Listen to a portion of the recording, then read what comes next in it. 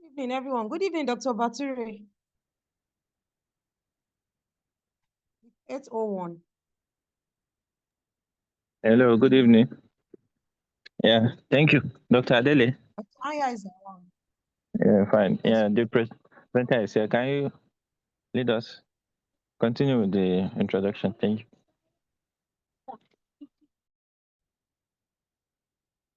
Good evening, sir. Good evening, sir. We are happy to have you in our midst again. So we hope to continue from where we stopped. According to Dr. Anya,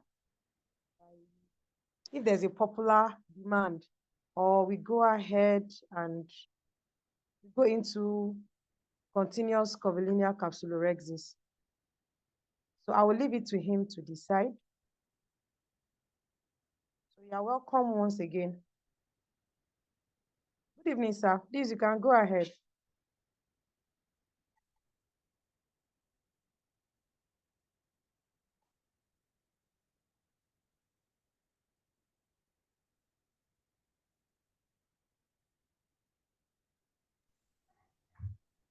Yeah, I can. Okay, yes, he's unmuted.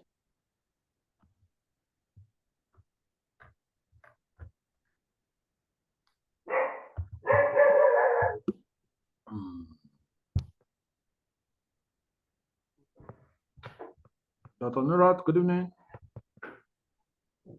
Good evening, sir. Okay. Please, sorry, I have to change internet. I guess I'm have to change again.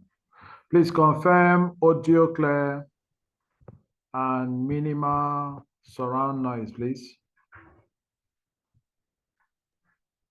Confirm Audio is clear. Oh, great. Thank you. All right. Thank you, everybody. Chief Bature, thank you. Thank you, the rest of the class. Yesterday, or let me say on Saturday, we have started discussing SICS, and we started by talking about incisions in SICS. Now, it became necessary for us to do extended, or rather, a more detailed work in SICS. So we had a continuation of incision in SICS as at yesterday. So with your kind permission, I would like us to go to anterior capsulorrhexis, except if there be any further clarifications concerning incisions in SICS. So Dr. Nurat, if you give me green light, I'll proceed with capsulorrhexis.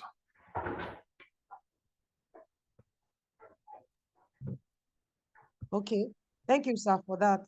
Does anybody have any clarification on incisions? Because we'd like to go to the next step. Okay, maybe the person can just put it on a chat box while we continue. All right, so with your permission, I would like to share my screen. So sharing my screen now. So should I share? Okay, let me share this. All right, thank you. This, let me check audio control here. I made this video some few moments ago, actually less than 24 hours. Let me play the video. The first few minutes, plus or minus 3 minutes or less, was just me using my AI self to voice what I typed out. After that, I think we're about 3 or 4 videos of Rexy. So I might not be saying much for the first few minutes until it gets to the video component. All right, so let me play. Thank you. Anterior central continuous curvilinear capsulorrhexis. So let's discuss this very simple aspect of cataract surgery. It is a very simple and easy procedure. For a seemingly normal rhexis, the following steps may be helpful. Position to globe so that the corneal light reflex is central or near central. Significant deviation of the light reflex probably means that there's some push. Maintain adequate anterior chamber size with viscoelastic solution. Some advocate extra push in of visco to balance the initial push out of visco. Choose your Rhexis instrument of comfort. No harm in having a cystotome separate from the forceps. My safe starting point is to make a central puncture of the anterior capsule and direction the puncture towards the 9 o'clock position or any point closer for my comfort. It's good in safety practice to escort the central puncture to only about 1 to 2 millimeters. A forceps is the use to grab the flap of the capsule gently but firmly. You might want to raise the flap just slightly upwards to allow ease of shearing the anterior capsule in a circumferential direction. The anterior chamber must be very well maintained, actually over-filled up at each one time. My preference. The laws of physics do apply. If the initially raised flap is flattened on the capsule to form a sector, it will be easy to notch the sector round the circumference. That is the circumferential pull. If there's an attempt at radial extension, then stop. Fill up the AC with visco. Use a forceps and grab the flap at the base and make a gentle, steady, and opposite clock hour motion until the danger is over. That is the centripetal pull. So a good anterior Capsulorrhexis is a seamless blend of both the circumferential and the centripetal forces. Sometimes one might not even notice that both happened. For now, thank you so much, please. Okay, thank you. That was a voiceover of a note I made. Capsulorrhexis is a surgical procedure, so there must be a beginning of capsulorrhexis, and also there must be an end to capsulorrhexis. So when is capsulorrhexis said to start? Let me tap on the chat box. The chat box. CCC starts after incision. After incision is completed or not completed. Either with pen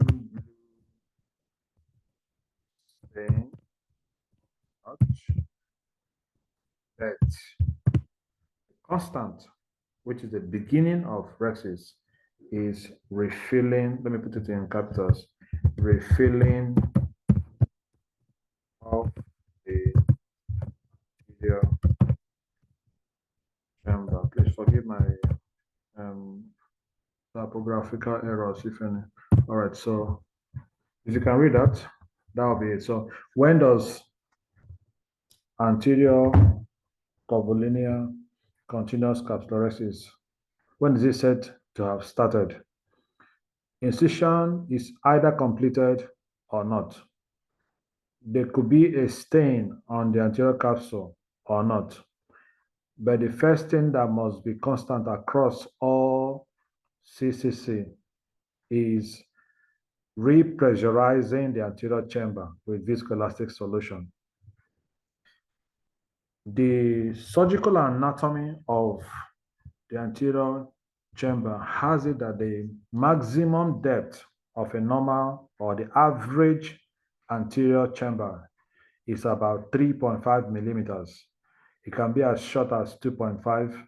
It can also be as deep as 4.5, and some myopes can have as deep as 5 millimeters. So it is advisable or actually encouraged that you repressurize the anterior chamber far deeper than anticipated. Sometimes, how I used to know that I have repressurized the anterior chamber more than I met it or normal is after the stain, you will see the blue stain on the capsule. But when you repressurize further, the iris will pull away from their normal dilated position.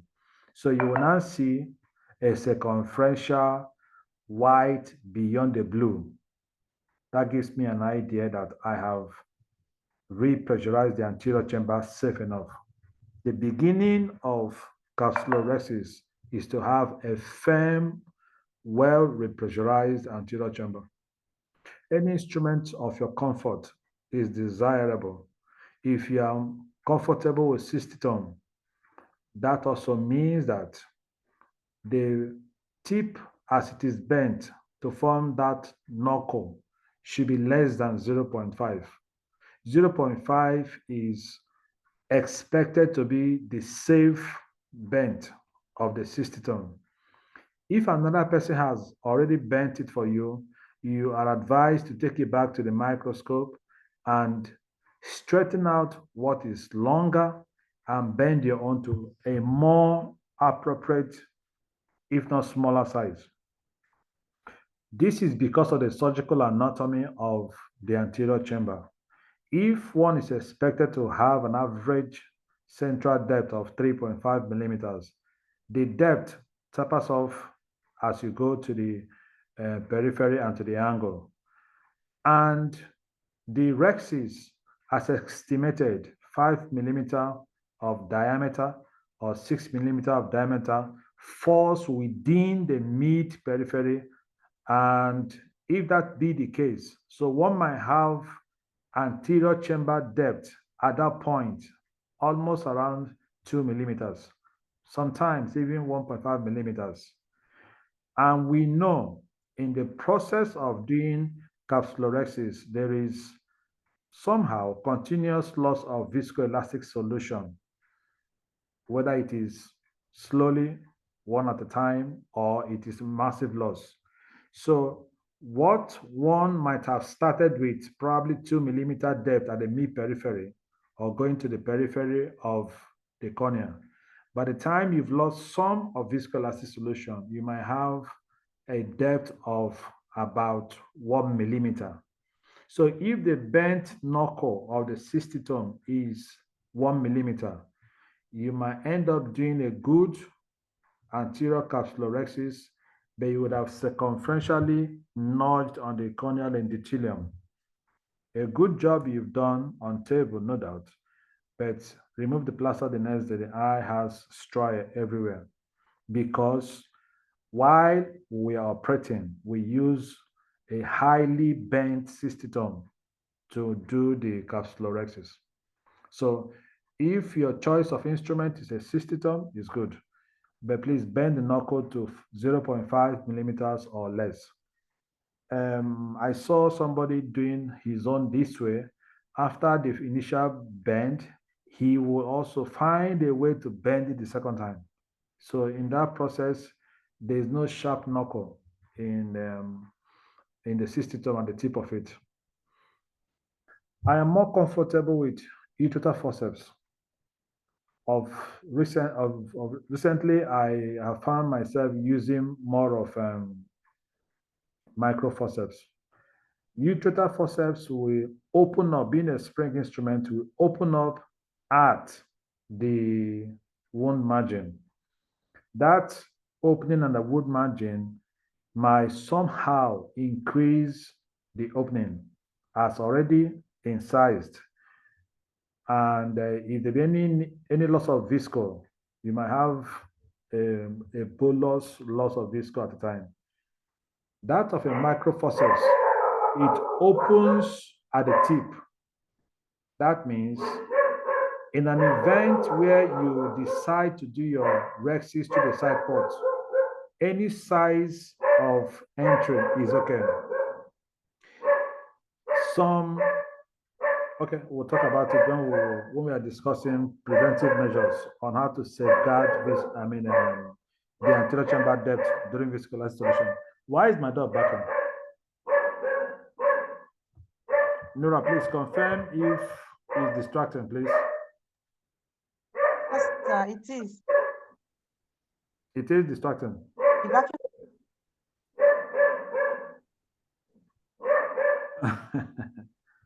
I don't know what I did to this dog. All right, can I go ahead? okay, sir. It's really Because distracting. Except I move to another location. Okay, just give me a few minutes. I'll change position, okay?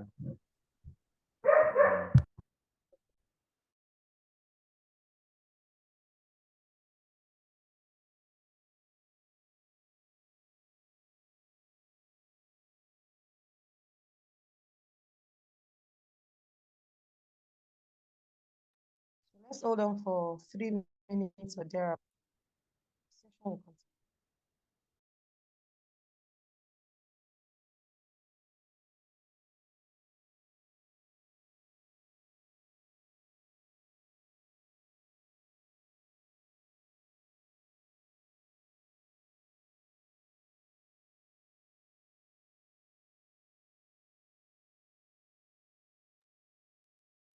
If we have any clarification so far, we can type it in. We'll have enough time to concentrate. Clarification or question so far. Kindly type it in the chat. Okay, Dr. Nuret, confirm if it is less noisy now. Yeah, I can barely, so it's fine. It's better now. Yes, sir. It's okay. Can go ahead. So, I remember I had mentioned the choice of instruments. So one could use a cystitome, one could use ureter forceps, one could use a micro forceps. Whichever instrument you're conversant with is okay. All right. So first thing, repressurize the anterior chamber. Second, choose your instrument of choice. Third, determine approach through the main point or through the accessory side post. So let me play the video. We'll pick it up from there.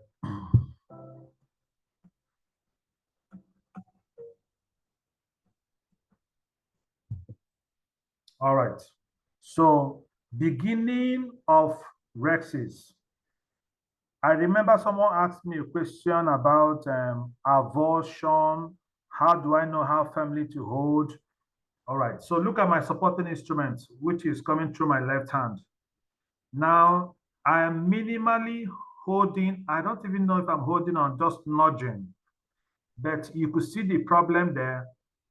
It is rotating the eyeball so that I can achieve the corneal light reflex being central. Actually, if your microscope records, you will agree with me that the microscope records are the clearest illumination part. And somehow it coincides in part or completely with the corneal light reflex. So it is good surgical habit to put the eyeball in a surgical position where the corneal light reflex is central or near central, especially if your microscope has a recording system. Then my second hand is supporting, not dimpling. Any dimple on it, I will open up more flow of visco. So positioning of the globe before one starts. At this point, my gaze as a surgeon is on the entry wound. Why? I want to see what happens to visco. Immediately, I introduce an instrument.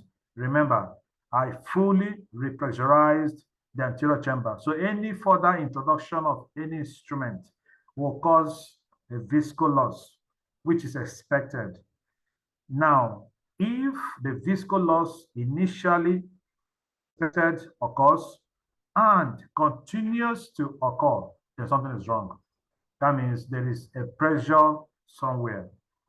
Pressure could be from two of the instruments. Now, if you look at the microforceps I'm using through the major port, the major port, which is the entry, is a tunnel. That tunnel has a superior part, while also it has the posterior part, which is the inferior part. The inferior part, if I'm tired and my hand drops, I'm going to depress the inferior margin of the tunnel, and that will give much room for visco loss. So my self safety measure at this point is to make sure that after the initial visco loss, there is little or no further loss of visco at this moment. And I also check my speculum. If my speculum is tight at this position, I slack it. I want initial loss of visco and minimal or no further loss of visco at this point. And I gauge my supporting forceps. Is my supporting forceps just nudging or dimpling into the eyeball? So let's go ahead. I'll make a comment on this. Let's just watch this video.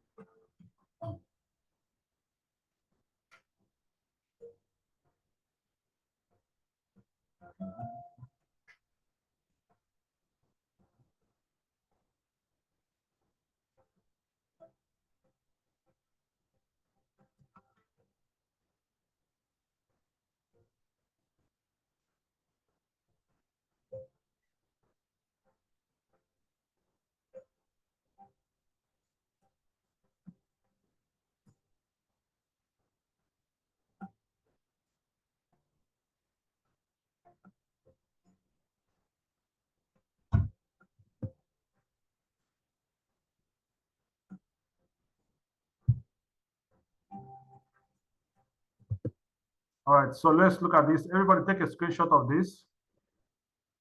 Take a screenshot of this and type very bad. Let me type very bad here. Very bad job, Dr. Anya. Please take a screenshot, everybody. Take a screenshot and mark me X. Very bad job. Very bad job. Nobody is typing chat. Please chat with me. Tell me I did a bad job here. Nurat, I want to see your chat. Type bad job. Are you there, Nurat? Bad job. Yes, I want to see bad job. Bad job. Thank you. Thank you. Bad job. Bad job. Thank you. Thank you, everybody. Okay. All right. Thank you. I'm grateful. I'm grateful. Now, we can identify what is wrong here. Number one, the supporting forceps is now doing job I didn't send it to do. How did I come here? I lost concentration momentarily. So how do you get a good rhexis? Avoid loss of concentration momentarily. All right, so this particular video, I slowed it down so we can start it step by step. Let me finish it up so we can start step by step.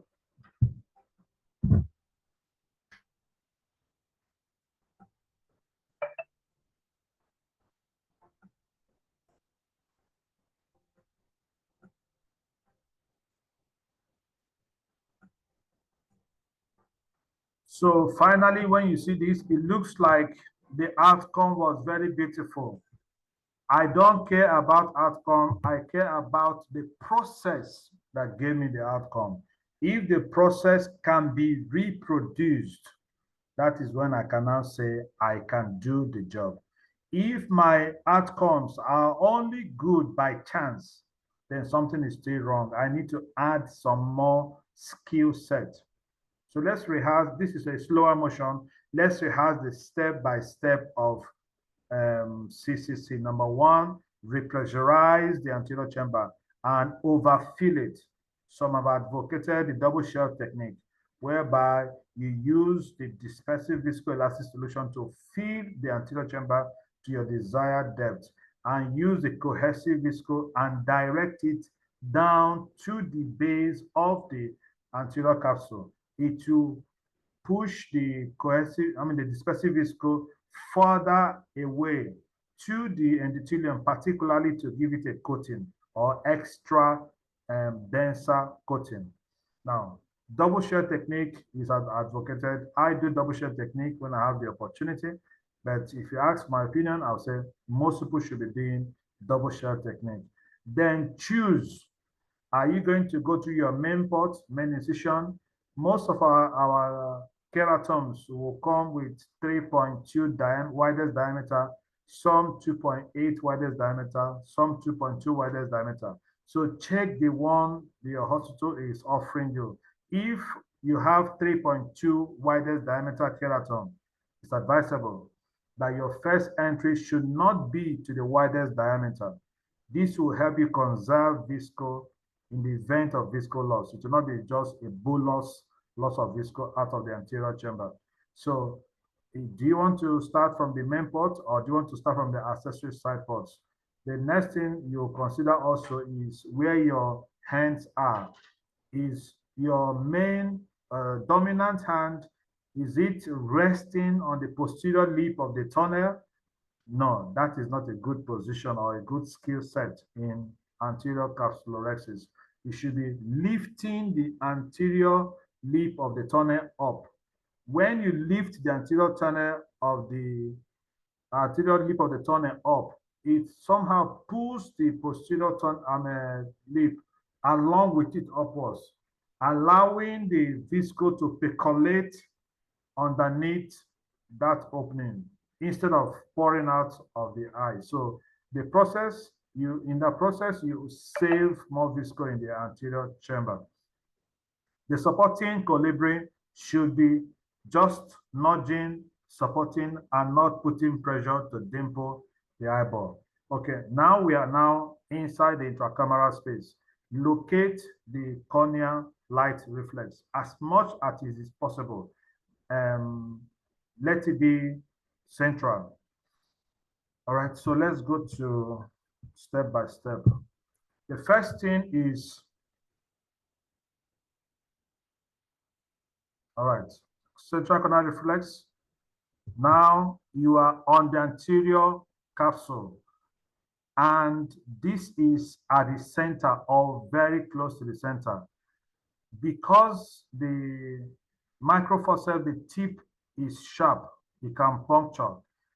Achieve a puncture of the anterior capsule. Now, how would you do that? Poke deep down into the capsule and move in any direction, either forward towards 6 o'clock position, towards the surgeon, which is 12 o'clock position, to your right or to your left. I prefer to my right. I don't know why I have dominance in my right hand. I prefer, if I have done to the right and I do not have a place to hold, I go back to the left. But the key word is this: do not continue for a very lengthy clock hour. Achieve a puncture within the first 2 clock hours, or sorry, the first 2 millimeters. Let's see what that means. I have punctured. All right. So let's see. I started again. Hold on, please. Start again. Let me see. Okay. I started here. I have achieved the puncture here. All right. So if you check from here to this place, probably 2 to 3 millimeters. Why is that so? Because if it runs to mid periphery and to periphery, it will be difficult to guide it to the desired perimetry. If you achieve the puncture of the anterior capsule as quickly as possible, then you can now grab the flap and direct it to your desired perimetry where you have your best of confidence. So I probably started somewhere here, if I'm correct. And by the time I moved to probably 3 millimeters, this should be less than 3 millimeters, I was able to achieve a puncture of the capsule. All right. When you achieve puncture of the capsule, nudge it backwards so you can see a flap to hold. And hold the flap. All right. Move to your desired perimetry. I have gotten to my desired perimetry. I have reached my desired perimetry. And what I now did is to turn the flap against the capsule to form a sector. This is standard practice, whether one is using a cysteton, whether one is using ureter forceps, or whether one is using microforceps. As you can get the flap in confidence, move to a desired perimetry and turn the flap on top of the capsule to form a sector. With this sector, you can nudge it with any instrument. In fact, you can even use, as it were, a cannula to nudge it round, and you have exactly perfect circle. All right, so please, everybody type for me. All right, type for me. Everybody type for me, century, or let me say circumferential, please, my English is not, circumferential tear, all right, if I use the word tear, circumferential tear, forgive my English if it is not too correct. At this point, I have achieved a puncture of the anterior capsule at the center. I nudged it to raise a flap where I can hold. I held the flap, advanced it to a desired perimetry. My choice of perimetry is according to my confidence quotient. If I am aiming at a 6 millimeter rhexis, and my confidence is this, if I go further towards that 6 millimeter desired rhexis, in the event of any problem, I might lose it. I'll rather start with where my confidence lies and end up doing a spiral rhexis. So I said, everybody type circumferential tear. All right, great. That's mine. Circumferential. All right, both of us did the same English language. So with circumferential tear, what we have just done is this. We have raised the flap against the capsule. At this point, any motion must, of a necessity, give you a uniformly round rhexis. I only wish that was the case in all circumstances, but it's not always the case. Let's go ahead and see.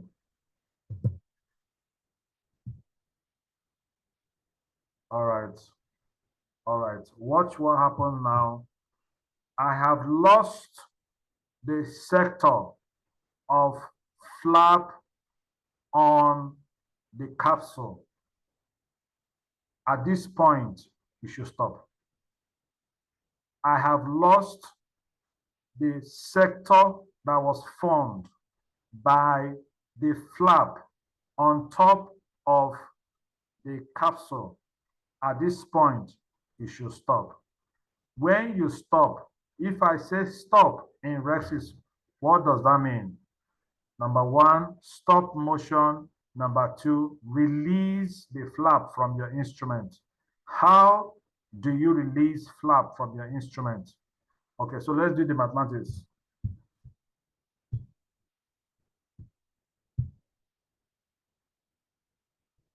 Let's do the mathematics. I have stopped. This is probably 5 o'clock position if I am correct. To release the flap from my instrument, I take the flap to the center of the eye, which is guided by the two factors. Number one, the cornea light reflex. Number two, the opposite clock hour. To release the flap from your instrument, two things should guide you. Number one, the cornea light reflex. Number two, the opposite clock hour. So if, as I start at 5 o'clock position, I want to release the flap from my instrument, I will take my instrument towards 11 o'clock position, which is the opposite clock hour. If I'm going through the opposite clock hour, I must of a necessity pass through the center, and that will make this flap release itself uneventfully and will not continue tearing. Now, my instrument is somewhere around between 3 and 2 o'clock position. Should I mistakenly release this flap here, it will continue tearing from 5 o'clock position to a position that is not my desired position. Why did I even stop in the first place? Because I lost that sector of the flap resting on the capsule. All right, so let's do this before we type the next to do. So I was heading towards opposite clock hour to release it. I now form another sector again, and I am about losing the sector. All right, watch here. I've lost the sector. Everybody type centripetal pull. Centripetal pull. Let me see if I can know English language. Centripetal pull. All right. Centripetal pull, centripetal pull, centripetal pull. All right, so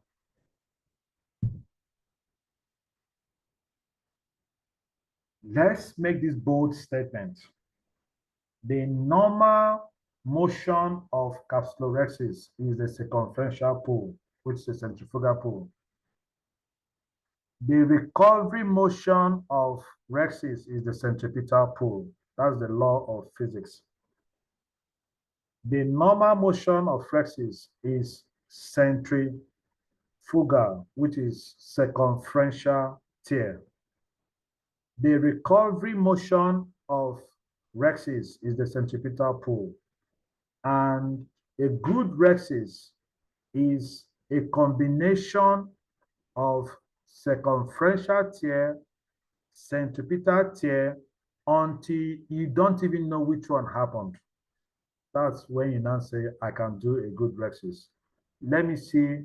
I have already lost that sector formation. A sector formation is when the capsular flap is spread out on the anterior capsule. It will give spread out and form a sector. If you keep nudging that sector with a cystosome, you have a circumference of a smooth circle. But now I've lost that flap upon capsule. What happens? All right. Everybody, type for me again. Bad job, Dr. Anya. Bad job. Take a screenshot and type bad job for me. It forms a sector back. With this sector, any motion I make will give me a perfectly uniform circle. I'm losing, I've lost it here now. It has unfolded. So I release, but I did not release completely. So type again, bad job. So 3 bad jobs for me. I pick it up again. I now go centripetal. Centripetal means pull to center. Okay. Thank you for confusing us. Your good outcome does not mean the process was good. So let's start all over again.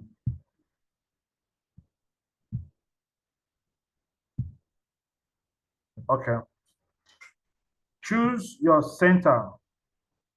Achieve a puncture immediately. I have achieved a puncture. Correct. Nudge that flap backwards or forward until you can see a flap to hold. I have seen one. Hold it firmly. I have done that. Advance it to the desired perimetry. I have done that. Leave the flap on top of the capsule. I have done that, but unfortunately, it has unfolded. It's okay. Then you stop, continue from the base. A sector has formed, unfolded, I stopped. Now, what happened there was this. I tried to free my instrument from the flap. It stopped around 2 o'clock position, if I am correct, somewhere here. I should have advanced my hand towards the opposite clock hour completely until this flap leaves my instrument. But I didn't do that. So this extra tear was unintentional. Let's show it again. All right. Watch the unintentional extra tear. I was only lucky. All right. What should I have done? I should have continued moving this instrument from this position, cross the midline to the opposite clock hour until it frees itself. Any other motion except that will give me an unintentional tear. Let's see what happened, because I had that too. That is the unintentional tear. I was only lucky I escaped it. I picked it back, turned it back again, flap, resting on the capsule. With this as a sector, continue moving. You will get a smooth circle, only if it were that easy. It starts unfolding before me. I had to stop. All right. Now, another way of saying bad job, because I should have unfolded completely. And I picked it up again. Now I'm doing centripetal, pulling toward the center. And the center is opposite clock hour. Okay. Congratulations for the initial confusion. For those who are confused, type I'm confused. Because me too, I'm confused. For those who are confused, type I am confused. Let me type my own, I am confused. I am confused. Am I correct? All right. So for those who are confused, type I am confused, so I can proceed from here.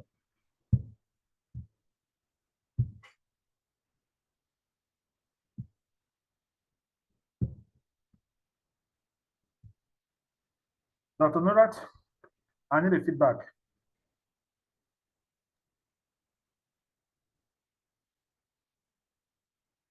Hello? Audio clear, video Very clear. clear. Audio clear, Yeah. video clear. And for those who are confused like me, please type I am confused. Let me know those who are confused like me, because we need to start all over again. We have some more videos to discuss. For those who are confused, type I am confused. So we have made three important statements here. Circumferential tear, circumferential tear. All right. We have also said centripetal, centripetal.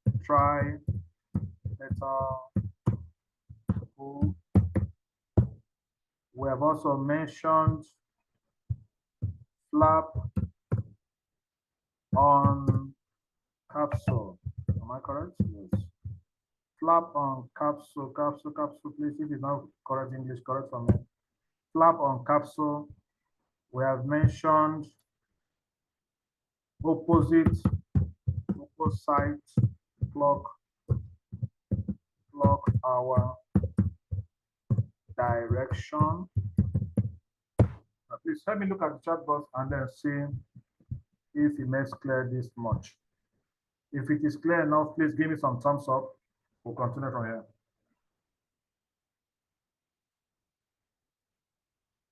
If it is clear enough, please give me some thumbs up.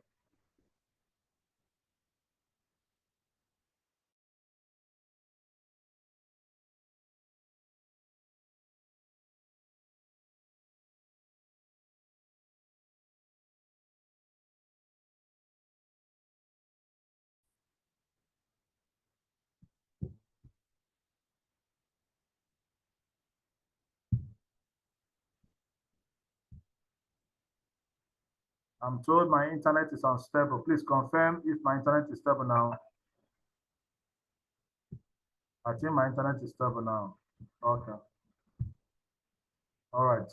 So please note the keywords we used, because we're going to play them all back again. All right, so let's go to the second video and see if we will reproduce the same. And then we'll discuss. All right, great. Thank you very much. Let's watch the second video. Again, remember, outcome is different from the process. Your outcome may be good, process bad. All right. Initial loss of visco, but it stopped because I raised and turned it up. Achieve a puncture. I have achieved the puncture. Raise the flap I could hold. Grab the flap very well. Very well. Move to a desired perimetry. This is wider than I had thought. So I am now doing more of a centripetal pull. I will explain.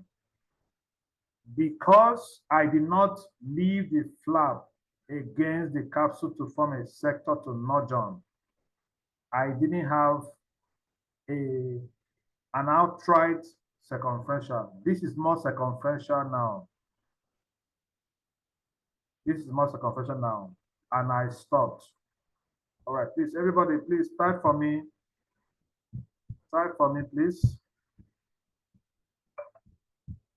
You can take a screenshot of this. Take a screenshot if it's possible.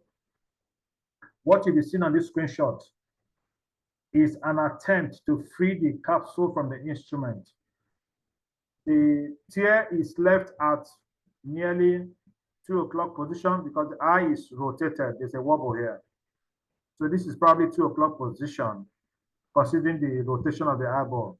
So I had to advance myself towards 8 o'clock position to free the long length of the capsule from the instrument. This is because any further tear will be unintentional. But if I go this way to free it up, I will not achieve further tear. All right, so please help me type. Let me type my own. Let me type the mathematical formula pi. Let me see those who know where pi is in their laptop or in their phone. Pi r squared. Well, you will not beat me. Pi root 2.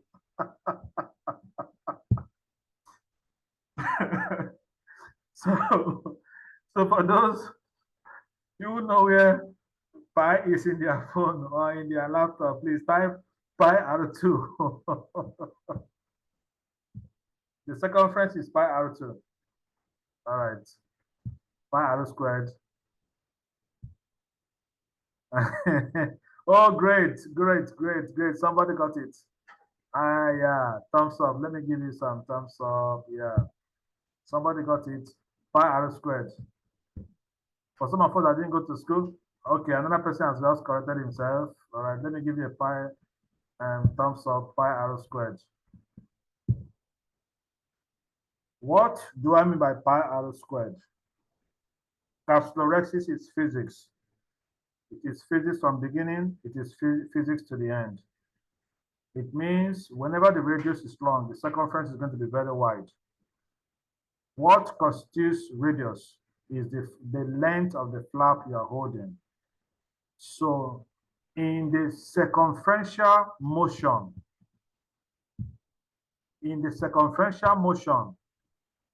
oh, great. People are even getting it better now.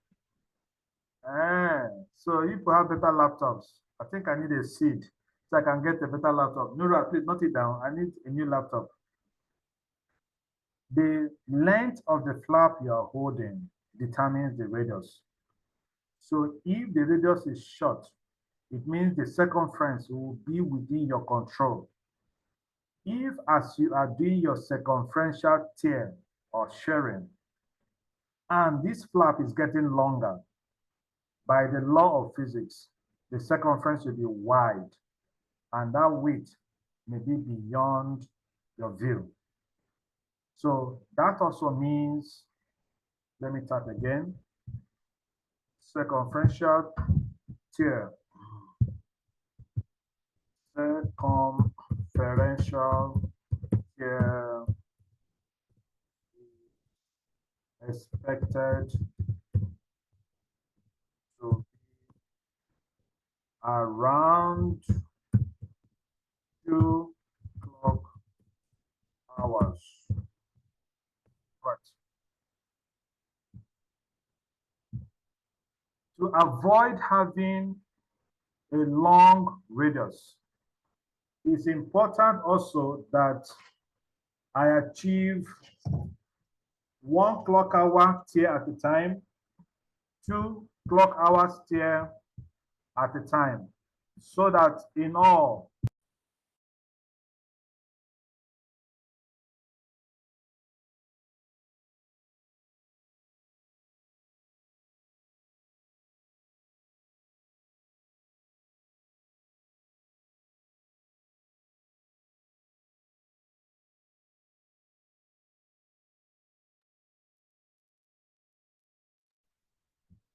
okay. Sorry for the discontinuation, please. In order not to have very long flap, the circumferential tear is expected to be between 1 clock hour motion at a time or maximum 2 clock hours motion at a time. It is not advisable if you've not mastered your system to be doing longer flaps. I asked us to take a screenshot because this is wrong. Yes, it's possible that I have mastered my system. I could do this, but please do not practice this at home like they usually want. So take a screenshot so that you will see what you shouldn't find yourself doing. At this point, you can lose the rhexis. So let's continue.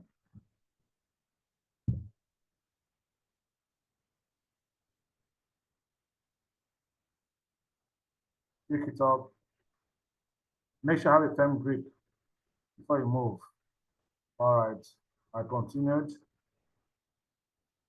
Circumferential, centripetal, centripetal, centripetal, centripetal, centripetal, centripetal, centripetal. A good rhexis is a combination of circumferential and centripetal pull seamlessly, that if you're not told, you may not know which was which. All right, so please type for me in the chat box, please. Type on the chat box. Fulcrum. Fulcrum effect.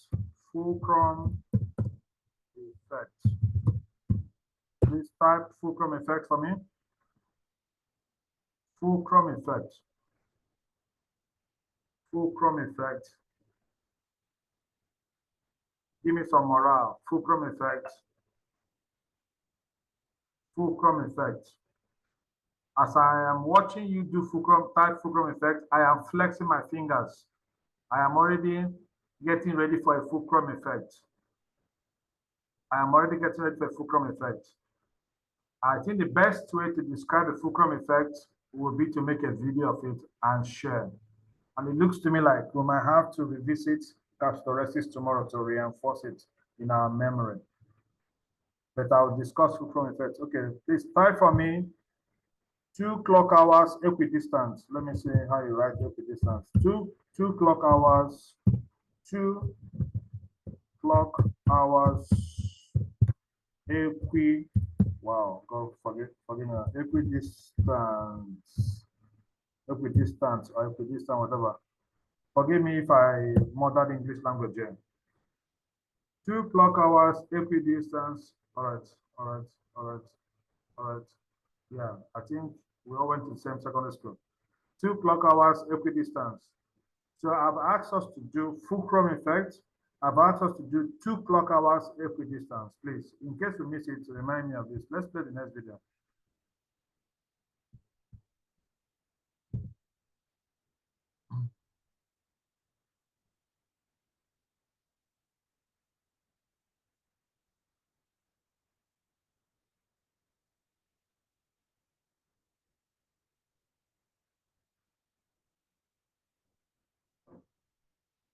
It's supposed to be seamless, a combination of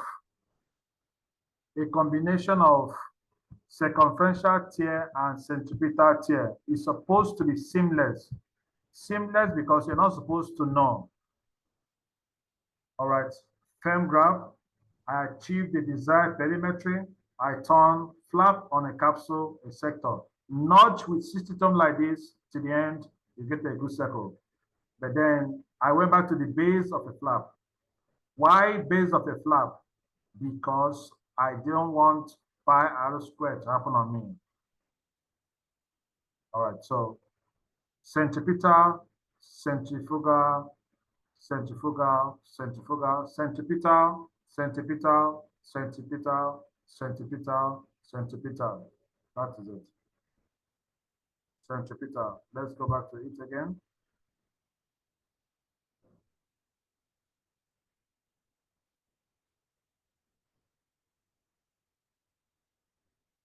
Pick a firm grab, firm, firm. Don't let it loose. At desired perimetry, flap on capsule. I'm using microforceps, go to the base, picked up, circumferential, circumferential, circumferential. I lost it here. All right. I went back to rescue it. Centripetal towards the center pull. All right. Centrifugal, which is circumferential. Centripetal, centripetal, centripetal, centripetal, centripetal, and it's done. Anybody watching shouldn't know what you're doing. Now, that brings to the question I was asked when I was doing my FECO training. Please type for me area of concentration. Of all this we are doing, where will be the area of concentration? All right, we'll look at that later. Area of concentration. Okay, this is slower motion. This, with what we have now, if you're using a 60 ton and you nudge that base as it is spread out on the capsule like a sector, if you keep nudging it with a 60 ton, nudging it with a 60 ton, you will have a perfect circle. As long as at each one time, the flap is spread out either in part or in full on the capsule. As long as it forms a sector, it will nudge out to a perfect circle. All right. But in the event that you're using a microforceps or utrotor forceps, to avoid pi r squared, you go back to the base. Why the base? Because the radius will be shortened. You can make 2 clock hours. If you are now getting used to your system, you can start attempting 3 clock hours motion at one time. So let's look at what happened here. Base, a firm grab, firm. All right. Circumferential, circumferential, circumferential, circumferential, circumferential, maintaining that sector-like position. Now, I made a mistake. I should have completely freed my instrument from the flap by moving towards the opposite clock hour. I now grabbed again because at this point I was already apprehensive. So I picked it up again, did a little pull to the center, and I got a safety tear. I continue circumferential, circumferential, circumferential, circumferential. Now the flap is getting longer. Pi r squared is going to happen to me. What do? I start moving away towards the center, centripetal, centripetal, centripetal, centripetal. Now, surgically speaking, you can overcome pi r squared. But when you're starting your system in Rhexis, please, there is no glory in being brave in someone's eye. Let's look at this one. I decided to go to the side port to do it.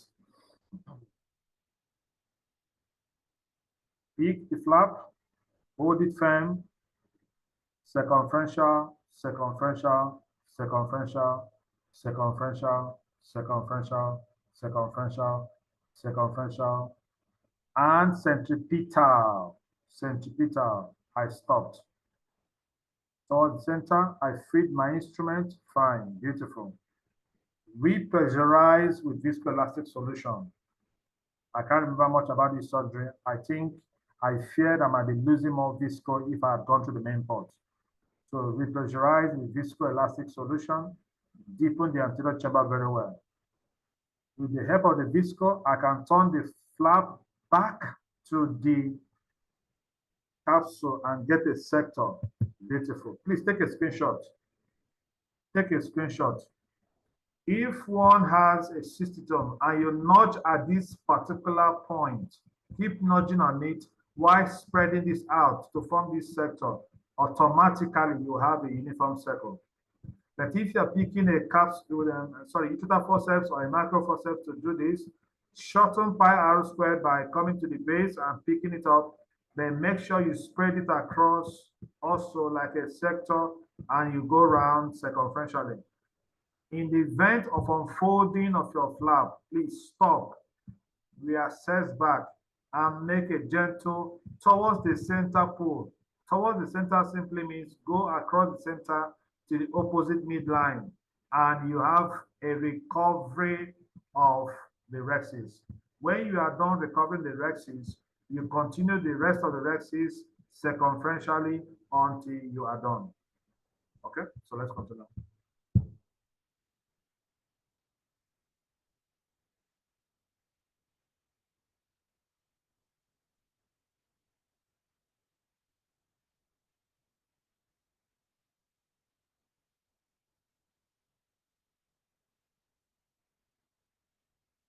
Pi r squared, don't allow it to happen. Go to the base and pick it up. All right. Circumferential, circumferential, circumferential. I was looking for a wide rhexis, circumferential, circumferential, circumferential, centripetal, centripetal. My direction of pull has changed towards the center. Across it, towards the opposite clock hour. Any comment, please?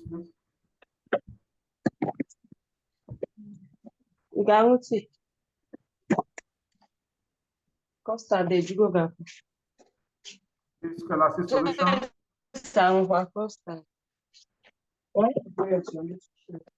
What did that take?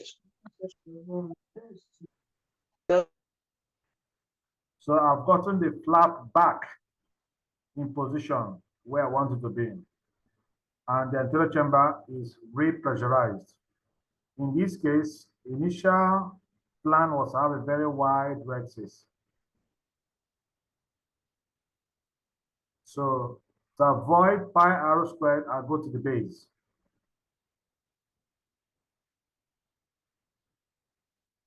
And this is, hold on, let me pause it here. This is probably 2 o'clock position. The best pull at this point is to aim at centripetal, which is 2 o'clock, aiming towards 8 o'clock. If it moves towards 1, I'll aim towards 7 o'clock. If it moves towards 12 o'clock position, I will aim towards 6 o'clock. If it moves towards 11 o'clock position, I will move towards 5 o'clock position. So you could see a hand move this way. That motion of this way was not intentional. The motion this way simply means I was aiming at 8 o'clock. Suddenly I changed my mind, came to 7 o'clock. I changed my mind, came to 6 o'clock in that direction of pull, because I am at each moment paying attention at the point of tear. Area of concentration in rhexis is at the point of tear, and area of activity is towards the center at each one time. Let's finish up this so that we can. All right, so centripetal, centripetal, centripetal, centripetal, centripetal. My hand changes, centripetal, centripetal, centripetal, centripetal, centripetal, centripetal, and I am done. My attention of or area of concentration or my major gaze is at the point of tear. Let's start from here again, and I'll put it like this. Okay, I asked us to remind me of fulcrum effect. Let me see if I can get the fulcrum effect. All right. Each time there is an incision, the main incision, there is always a medial aspect of the incision. There is always a lateral aspect of the incision. Each time one is doing rhexis, there is always a medial half to be attended to, and there is always a lateral half to be attended to. So the fulcrum effect simply means if I am working on the medial half, I should anchor my instrument on the lateral margin of the incision. Reason being that I will have space to maneuver my hands within the eye. And if I now switch over and my activity is on the lateral half of the eye, my anchor instrument should be on the medial part of the incision. At each one time, I have space to move around. Let's do this mental mathematics. One, you are working on the lateral half of the eye, and you anchor your instrument on the same lateral margin of the incision. That means every motion you make while working on the lateral half of the eye, you'll be pushing on the eyeball. And while you are pushing on the eyeball, your surgical instinct tells you center back the eyeball on the primary position. Then the supporting colibri will now be pushing the eyeball backwards to center. The dominant hand causing the activity is pushing also the eyeball away. So your two hands are now pushing against direction. And that all means compressing the eyeball. And within split seconds, half of the disco in the anterior chamber is already out. And that is when, boom, there will be rhexis to radialize. That is the fulcrum effect. To give me space to maneuver, if my activity falls within the medial half of the eye, go and anchor your instrument on the lateral half of the margin of incision. If you're working on the lateral half of the eye, anchor your incision on the medial half, your instrument on the medial half of the incision. Look at it this way now. I am working on the lateral half of the eye. Then my instrument is anchored on the medial half of the incision. It gives me the privilege of swinging my finger here without compressing the eyeball. Because in the event of moving my instrument to anchor it here as a fulcrum, every motion I make here, I'll be pushing the eyeball away, while my colibri will be countering that motion, and I'll find myself compressing the eyeball, and I'll be losing viscoelastic solution. This is when you can easily radialize your rhexis. Dr. Mustafa, with your kind permission, I would like to say thank you very much for today. And we'll take questions and continue the rhexis discussion tomorrow. Thank you, everybody. Thank you so much for the rhexis session. So let's say those of us who are confused, type I am confused. Okay, I am minimally confused. Let me. Really I appreciate am it. minimally confused. I'm coming out of my confusion. All right, minimally confused. All right. That's me. So I am minimally confused. All right, thank you, everybody. If you have any question, please drop at the chat box. We can attend to it. Tomorrow, we'll continue our rhexis.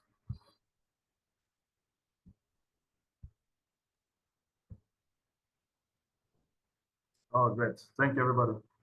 I really hope it's making some headway.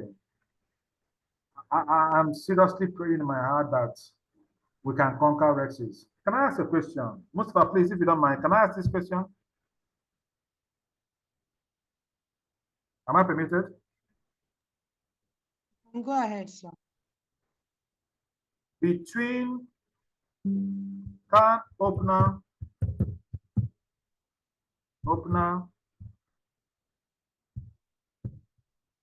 versus CCC. Which one will you choose? Let me get. Aha. Aha. Between can opener and CCC, which one will you choose? I want to get some feedback here.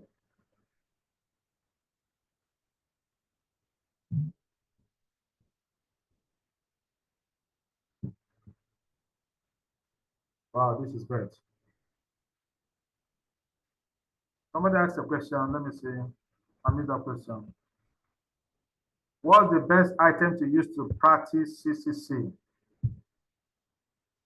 I think mine is a little. Can opener also has a learning curve, please. Can opener has a learning curve. Can opener has a negative learning curve. I wish there was a way that our teachers did not even talk us through can opener. Because this video I just showed all of us here, if I show you the original surgery, I did all the rexes, I think 4 of them in about 30 seconds. Before I started slowing them down, zooming in and zooming out, all the videos done here put together, all of them in the original video were about 30 seconds. If only you know that you passed physics and you know circumferential pool and you know that your attention is at the point of the tear, so that if it is unfolding on me, that is the flap, I will make a recovery centripetal pull. If I get it back as a sector, flap lying spread out on the capsule, I will continue my circumferential pull. When I get to the point of fulcrum change, I make an effortless fulcrum change and complete it. All right, maybe we'll discuss that tomorrow. Difficult areas of, Nora, please remind me of this tomorrow. Areas of rexes. Or difficult position of rexes. Please, Nora, screenshot this and remind me. Noted. Do I have a video where I use system to do CCC? Is my Bangladesh videos. I like what I like. I like the micro forceps. The usual forceps I have, so many of them, I end up not using them. Micro forceps, because I lose less of visco, and I feel like I'm in charge. 60 ton, I have a problem with 60 ton. When it's a tiny flap, I can stay on that tiny flap for the next 30 minutes just to overcome that tiny flap. It used to give me nightmares.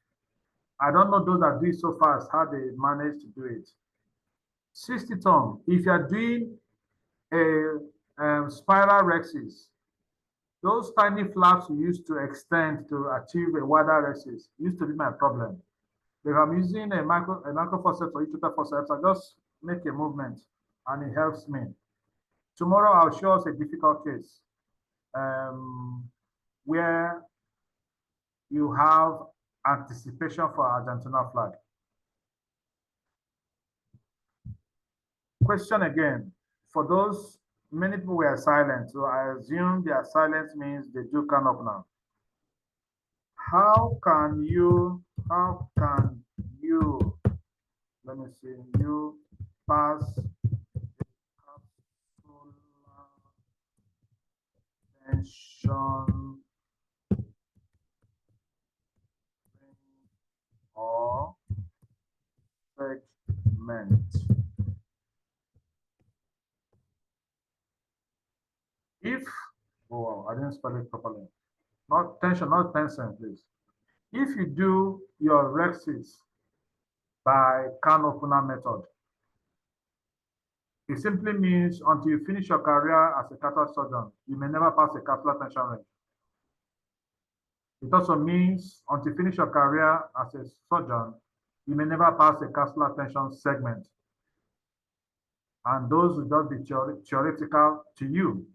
Mm. Yeah, because you can't see any capsular, any capsular bag or margin to inoculate that. So that's another disadvantage of doing can opener.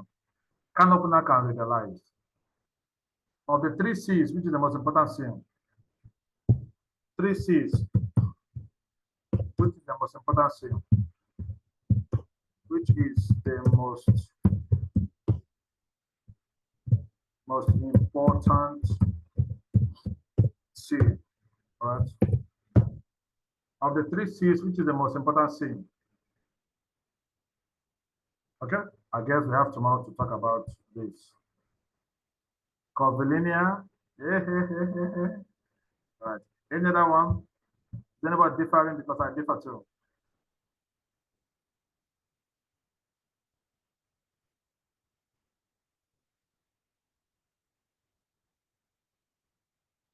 When do I stop feeling? Okay. Before I feel, I repressurize the anterior chamber. I make sure that my instrument is a way off from my hand.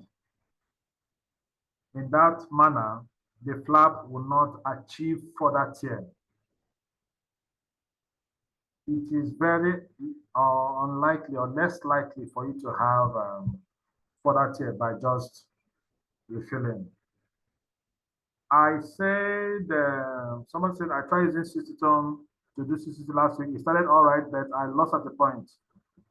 What I did was to complete it with the can opener at the end of the rexis. Well, thank you very much for that. Let me tell you something. For those of us who are human beings, raise your hand up. My hand is up. I'm a human being. For those of us who are human beings, thumbs up, please. For those of us who are authorized to have shaky hands, just laugh. Let me laugh. For those of us who are authorized to make mistakes, just give me some love. For those of us, including myself, who are authorized to have a learning curve, show me your yum, yum, yum mouth. We're all the same. So you're not alone. I still have shaking hands, and it is normal. So if you're not having shaky hands, congratulations. I don't know how God created you. But if you are here on earth with some of us, it's normal to have shaky hands. It's normal to have wobbling fingers. It's normal to even compress the globe. It's normal to miss your fulcrum effect. It's normal to spend 1 hour on rexis. It's normal to have it radialized. And that is why the most important C is that it is continuous. So tomorrow we'll talk about safety measures in doing rexis. I think probably we'll have left everything there, open for discussion, open for criticisms. Wow, with your kind permission, Dr. Mustafa, thank you very much. Let me save some breath now. Dr. Chiwendu, do you still want to say something? Your hand is up. Thank you very much, sir. It's been a wonderful session. Thank you. I'm Dr. grateful. Chiwendu,